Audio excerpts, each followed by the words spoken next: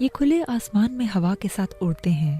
یہ بنا تھکے زمین پر اترے بغیر 1 مہینے میں 10,000 کلومیٹر تک سفر طے کر سکتے ہیں.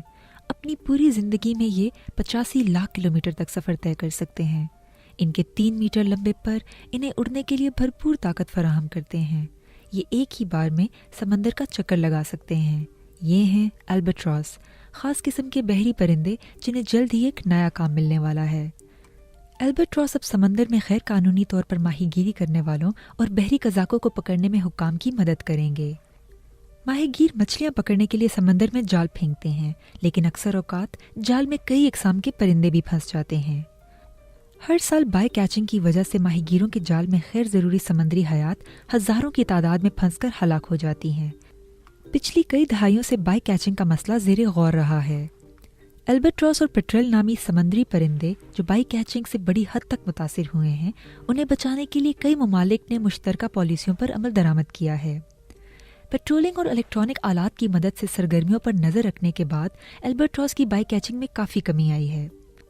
بحری قزاقوں پر نظر رکھنے کے لیے بحر اوقیانوس میں فوجی بحری جہاز بھی گشت کرتے ہیں، لیکن سوال یہ ہے کہ سمندر میں غیر قانونی طریقے سے مچھلیاں پکڑنے والی کشتیوں کی نگرانی کیسے کی جائے. رجسٹرڈ شدہ کشتیاں اور لائسنس یافتہ مچھیروں پر قوانین تو لاگو ہوتے ہیں، لیکن اتنے بڑے سمندر میں ہوائی یا بحری پیٹرولنگ کم ہی مؤثر ہوتی ہے. سمندر میں ہر ملک کی اپنی سرحد ہوتی ہے، اور اس سرحد سے آگے بین الاقوامی مشترکہ پانی شروع ہو جاتا ہے، جہاں کسی بھی ملک کے لیے نگرانی کرنا مشکل ہے. لیکن اب یہ کام البٹراس کریں گے، جو 30 دنوں میں 10,000 کلومیٹر کا فاصلہ طے کریں گے اور بحری قزاقوں پر نظر رکھیں گے. مچھیروں کی جانب سے لیے گئے ڈیٹا کی مدد سے سمندر میں کشتیوں کی میپنگ ممکن ہے، لیکن یہ ریکارڈ ریئل ٹائم نہیں ہوتے. پہلے ریسرچرز کو یہ اندازہ نہیں تھا کہ بحری پرندے کھلی فضا میں اور مچھلیاں پکڑنے والی کشتیوں کے ساتھ کتنا وقت گزارتے ہیں. جب ان کو کل وقت کا پتہ چلا تو انہوں نے ایسے ڈیٹا لاگرز بنائے جو البٹراس کے ساتھ لگائے جا سکتے تھے. ڈیٹا لاگرز کشتیوں کے ریڈار کی نشاندہی کرتے ہوئے ریئل ٹائم میں یہ معلومات اکٹھی کرتے ہیں کہ یہ کشتی کہاں موجود ہے.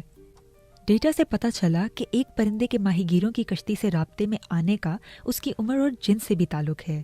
خوراک کی تلاش کے لیے نر پرندے شمال میں انٹارکٹیکا کے پاس رہتے ہیں، جہاں کشتیوں کی تعداد کم ہوتی ہے، جبکہ مادہ پرندے ٹراپکس کے پاس خوراک کی تلاش کرتی ہیں، جہاں ماہی گیروں کی سرگرمیاں زیادہ ہوتی ہیں. اس فرق کو سمجھنا لایا گیا تو آٹومیٹک آئیڈینٹیفیکیشن سسٹم کا استعمال کرنے والی تمام کشتیوں کی لوکیشن دیکھی جا سکتی تھی.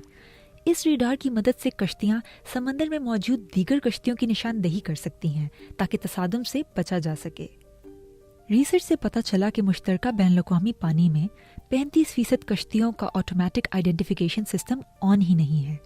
آٹومیٹک آئیڈینٹیفیکیشن سسٹم کشتیوں کی حفاظت کے لیے استعمال ہوتا ہے. ایسا ممکن ہے کہ کشتیوں کا آٹومیٹک آئیڈینٹیفیکیشن سسٹم اس لیے آف ہو کہ بین الاقوامی پانی میں کشتی کی نشاندہی نہ ہو سکے اور غیر